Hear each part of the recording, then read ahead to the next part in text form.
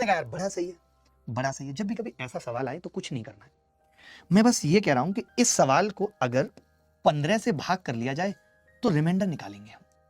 आपकी पता है रूह कांप जाएगी मेरे तरीके देख के। देखना, मैंने कहा इस सवाल में जिसकी वैल्यू पूछी है, मैंने कहा अगर मैं डिवाइड बाई 15 करके रिमाइंडर निकाल दूं तो रिमाइंडर वही आएगा जो ऑप्शन को डिवाइड करने पे आ रहा है।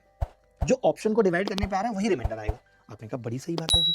तो मैंने कहा कैसे निकालेंगे, तो आपने कहा इसका तो निकालने की जरूरत नहीं है। आप सोच रहे हो कि मैंने 15 ही क्यों लिया, क्योंकि मैक्सिमम टर्म में 15 था, तो मुझे इसका चेक नहीं करना पड़ेगा, मुझे इसका तो चेक ही नहीं करना पड़ेगा। बताओ करना पड़ेगा क्या? रेड पेन से काटता हूं तब आप ज्यादा अच्छे से समझ पाओगे। मैंने कहा मुझे इसका तो चेक ही नहीं करना पड़ेगा, बिल्कुल चेक ही नहीं करना पड़ेगा मुझे इसका। मुझे चेक किसका करना पड़ेगा भाई, कि मैं इसका तो चेक नहीं करूंगा, इसका। सही है? आपने कहा जी सही है, नहीं चेक करने की जरूरत ही नहीं, 15 से कटेगा ही कटेगा। एक बच्चा बोला बचा कितना फिर गुरुजी, तो मैंने कहा 14 की घात 4 बचा, 14 की घात 4 बचा। एक सवाल समझाने में टाइम लग रहा है, उसके बाद बिल्कुल टाइम नहीं लगेगा, सिर्फ एक सवाल समझाने में टाइम लग रहा है। 14 की घात 4 और आपने कहा प्लस 40, 40 को 15 से भाग करेंगे 10 बचेगा, यही है। तभी एक लड़का बोला कि जी मास्टर हम इसको भी जानते हैं, कैसे निकालते हैं रिमाइंडर, 15 माइनस 1 की घात 4 हर लड़के को पता होता है, प्लस 10। अब उसको पहले ही पता चल गया जब भी ऐसा सवाल आता है तो 15 से एक संख्या कम होगी तो पावर 4 देखेंगे तो रिमाइंडर वैसे ही 1 बचा देंगे, 1 प्लस 10 बराबर 11। मैंने आपको क्या सिखाया, मेरी बात सुनना, मैंने क्या सिखाया कि आपको पता चल जाएगा 14 की घात 4 है तो माइनस 1 की घात 4 यानी 1 बचेगा, और 40 के केस में कितना बचेगा, 10, 11 बचना चाहिए। तभी एक लड़का बोला कि जी पहले में 0 बच रहा है, दूसरे में 10 बच रहा है, इसमें 14 बच रहा है, इसमें 11 बच रहा है, ये उत्तर है। मैंने यही चीज आपको समझाई।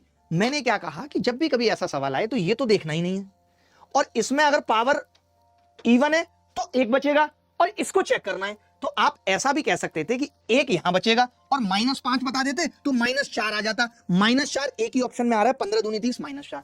ऐसे सवाल को आप मौखिक कर पाएंगे, मैं दावे के साथ कह रहा हूं। बड़े ध्यान से ये सवाल देखना, ये सवाल पेपर में पूछा गया, ये सवाल पेपर में पूछा गया। वैल्यू किसकी है, 11 दे रखा है एक्स की, इसकी पूछिए। तो मैंने कहा 12 से भाग लगा लेते हैं। आपने कहा ये तो पूरा 12 से कट जाएगा, देखने की जरूरत नहीं है, ये तो पूरा 12 से कट जाएगा, देखने की जरूरत नहीं है। एक लड़का बोला कि ये 11 की घात 5 है एक्स, तो अब की बार -1 की घात 5 होगा तो इस बार रिमाइंडर -1 आएगा। मैंने कहा -1 यहां पे दे रखा है तो टोटल -2 आएगा रिमाइंडर। अब -2 या फिर 12 से भाग कर रहे हैं तो 10, दोनों में से कोई एक चीज हो सकती है। माइनस में एक्चुअली कभी आता नहीं है, आप चाहो तो बचा दो माइनस में। तो आपने कहा 12 से भाग करने पे 10 आएगा, 10 एक ही ऑप्शन में आ रहा है, ये लो। आप बताओ टाइम लगा क्या, कोई कंफ्यूजन है? पेपर में कितनी भी हड़बड़ी होगी, क्या आप गलत कर पाओगे? कभी सोच सकते हो कि गलत होगा? अब तक आप डिजिटल सम पढ़ते थे, ये डिजिटल सम का बाप है, दिस इज द बाप ऑफ डिजिटल सम।